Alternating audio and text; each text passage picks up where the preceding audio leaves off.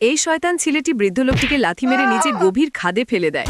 অন্যায় করেও ছেলেটি আর মেয়েটি হাসতে হাসতে চলে যাচ্ছিল। আর এইদিকে বৃদ্ধ লোকটি অসহায়ের মতো সাহায্যের জন্য চিৎকার করতে থাকে।